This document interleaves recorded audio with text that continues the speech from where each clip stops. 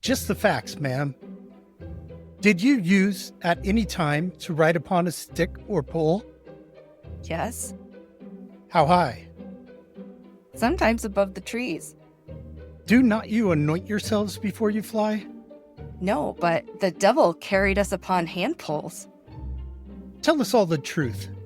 What kind of worship did you do the devil? He bid me pray to him and serve him, and he said he was a God and Lord to me. What did he promise to give you? He said I would want nothing in this world and that I would obtain glory with him. Why would they hurt the village people? The devil would set up his kingdom there, and we should have happy days, and it would then be better times for me if I obey him. Did you hear the 77 witches' names called over? Yes, the devil called them. What did he say to them? He told them, obey him and do his commands, and it would be better for them, and they should obtain crowns in hell. And Goody Carrier told me the devil said to her, she should be a queen in hell. Who was to be king? The minister? What kind of man is Mr. Burroughs? A pretty little man, and he has come to us sometimes in his spirit in the shape of a cat, and I think sometimes in his proper shape. Do you hear the devil hurts in the shape of any person without their consent? No. Welcome to The Thing About Salem. I'm Josh Hutchinson. And I'm Sarah Jack. The interrogation we just reenacted was taken from the record of the July 21st, 1692 examinations of Mary Lacey Jr., Mary Lacey Sr., Ann Foster, Richard Carrier, and Andrew Carrier, and was a pivotal moment which we'll have more about later in the episode. We think of the witch hunt as a runaway train fueled by hysteria. But there were a multitude of individual actors that had free will to change the course of the events. We'll be talking about pivotal moments in the witch trials when a person or group could have made a different decision and led the affair to a more peaceful conclusion. We'll also cover some times when people did succeed in bringing down the temperature in the room.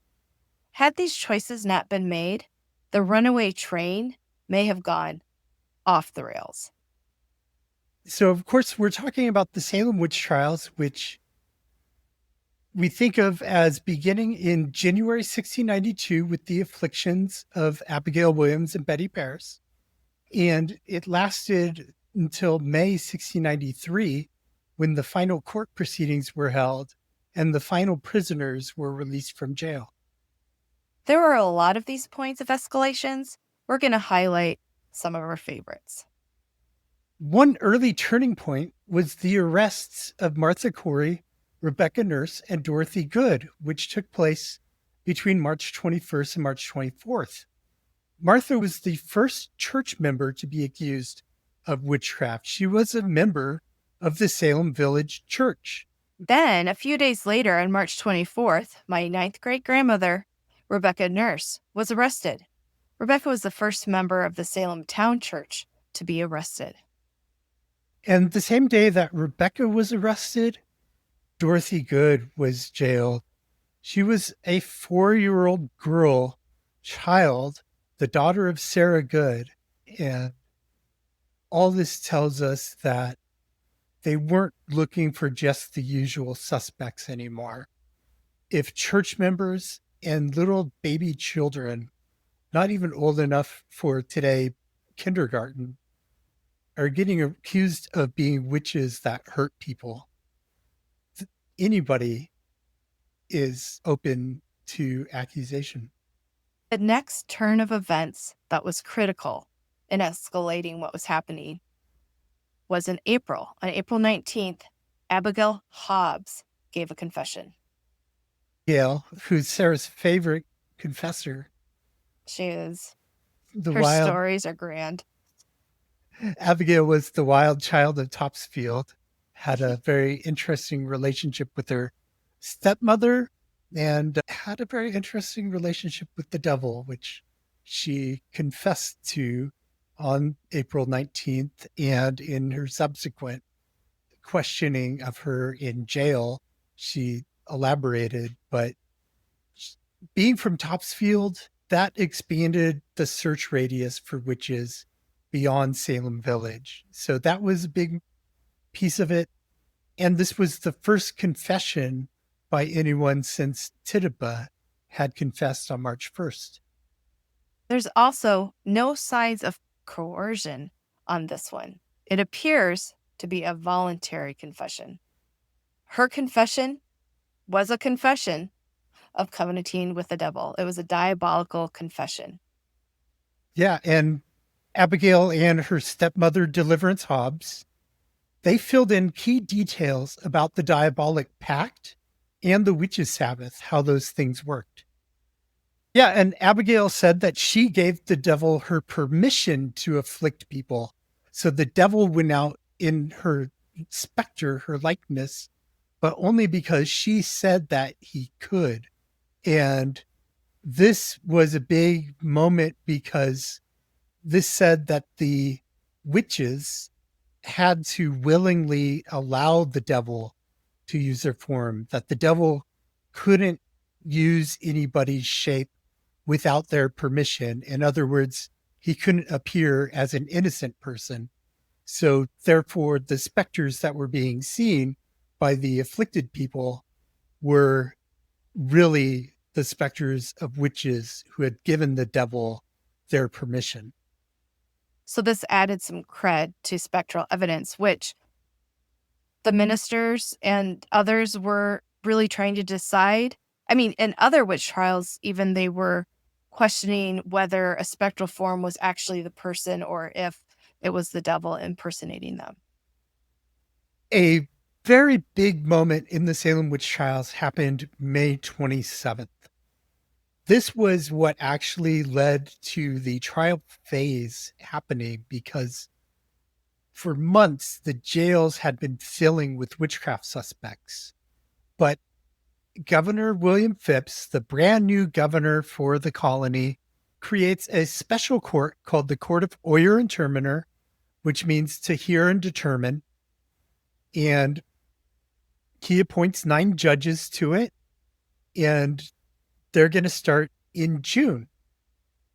Another thing about the witch trials that I think we sometimes forget is that ministers and other men were doing a lot of deliberation around the seen world and the unseen world. I wish they would not have had such a difficult time coming to the conclusions that they needed to come to. But one of the significant ones is the return of the ministers on June 15th. In the return, the ministers warned the justices about relying upon spectral evidence. They urged the justices to avoid bulk tests for witchcraft and suggested that the justices follow the guidelines set forth in books by English Puritans such as Perkins and Renard.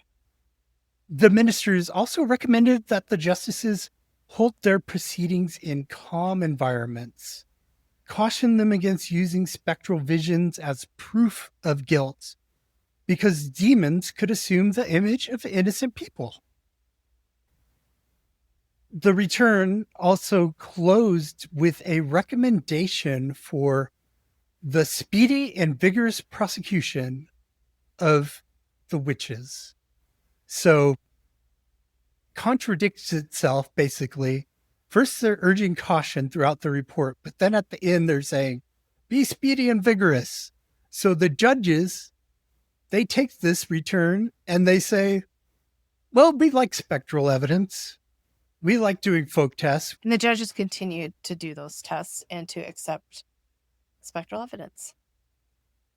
In mid-July, there's another grand turning point, and this one is really what expands the amount of people who are descendants of those who experienced the Salem witch trials, because things expanded to the community of Andover.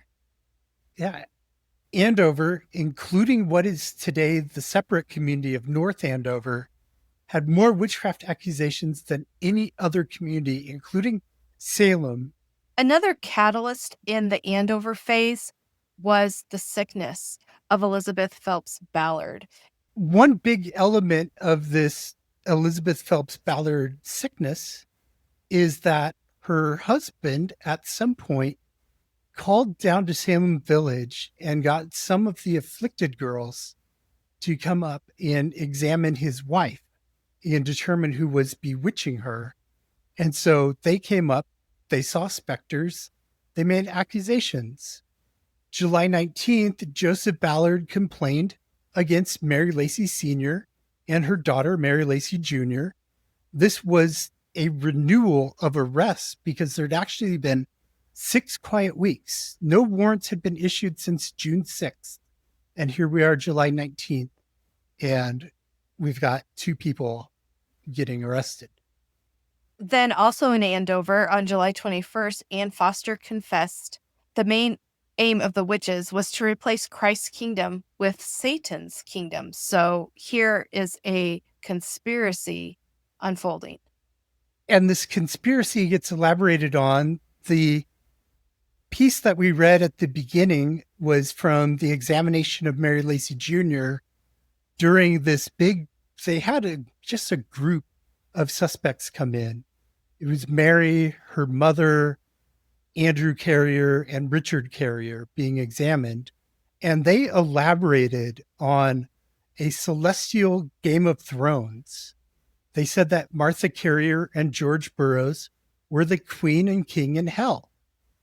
And they said that the devil did not hurt in people's shapes without their consent, just confirming what Abigail Hobbs had said earlier and making it seem like spectral evidence was real. Yeah. Sadly, the sick Elizabeth Ballard did pass away on July 27th. Her death just reinforced people's belief that she had been bewitched. Now she's murdered by the witches. So that definitely turns up the heat in Andover.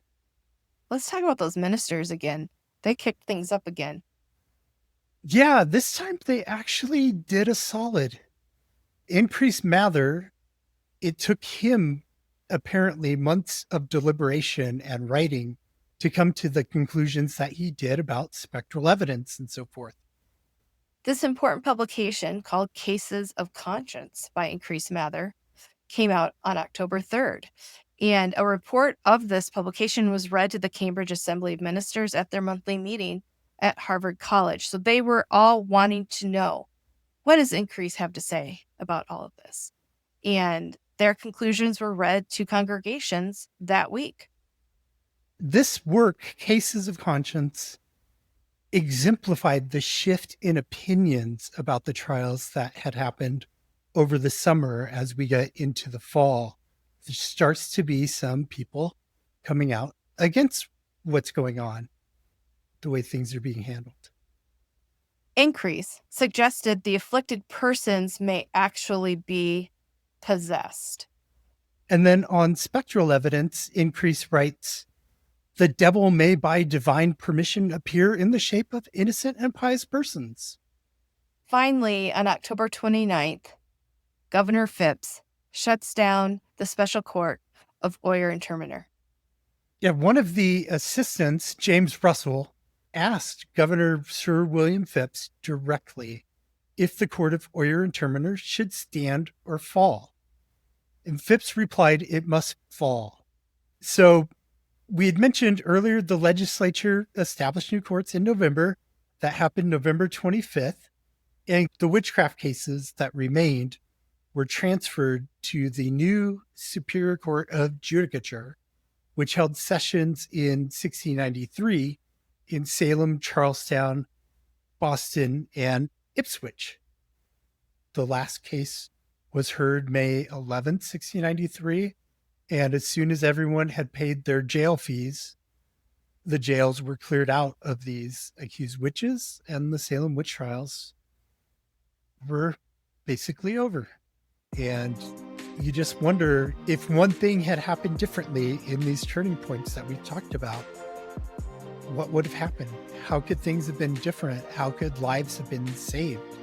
Join in on this discussion on our Patreon community. We'd love to see you there and hear what you think. Patreon.com/aboutsalem.